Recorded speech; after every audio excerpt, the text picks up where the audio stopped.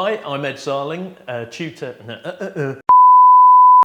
Hi, I'm Ed Sarling, tutor here at the National Motorsport Academy, and I also work on the Mosler. So I'm hopefully going to answer a few questions on what's been going on this year, what we've been doing regarding the testing and development of the car, and how we're going to be, all being well, moving into next year as well. So we started the year with a test day and a shakedown for the car at Donington Circuit. We had Martin Plowman along with us, who is an excellent driver and also one of our ex-students as well. The test session did highlight some issues, namely with the alternator belt kept breaking, which meant we kept losing electrical power. It was a really simple, small component that was just affecting such a large portion of what we could do with the car that day.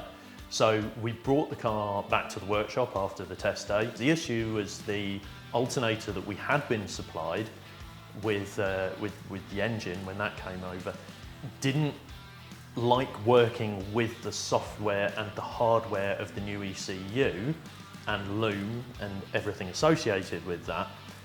So it was essentially overcharging itself and turning itself into an electrical brake when the power got too high rather than dissipating it. So we've reverted back to a standard style 3-pin regulating alternator, and we also fitted a second alternator on which drove directly off the axle. This is one we used to run years ago as, again, a backup, but we thought we'd refit this just in case there was a problem. If we went out again, we knew we could run on that.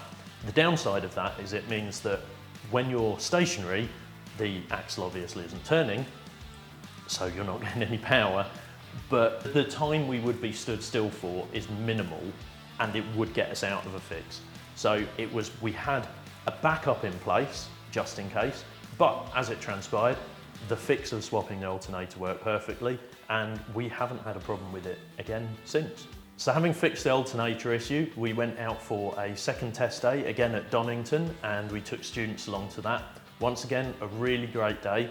We had Simon Griffiths driving for us from Innovation Racing. Again, a really, really good session where we got loads of data on the car, which we could then take back, sift through later, analyse, make sure everything was working as it should.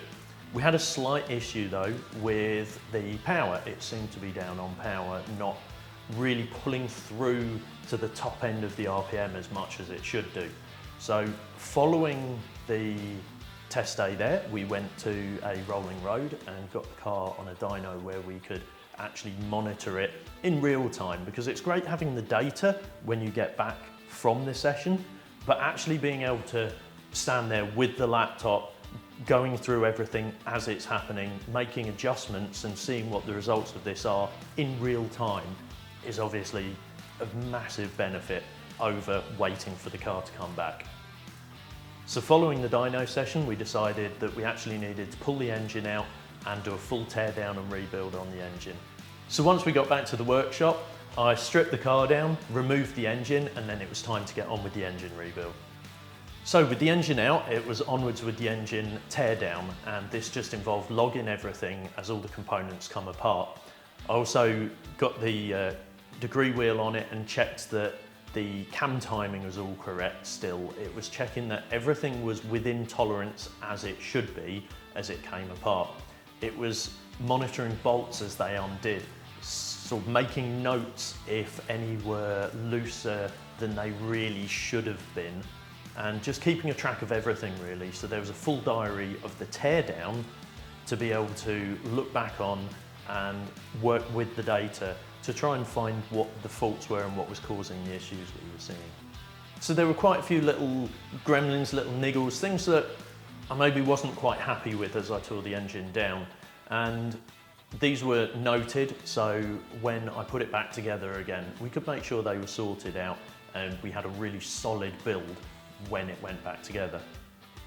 The main thing with engine building, of course, is keeping everything organised and everything clean. So as we've probably seen throughout the year in our social media posts, everything was nicely catalogued, laid out, kept clean, in the order it comes apart. This way, when you start putting the engine back together again, you can work through it in order in reverse, and if you've got any bits left over, then you kind of know you've gone wrong somewhere. So having rebuilt the engine, it was then off to the dyno, the engine dyno this time rather than the rolling road.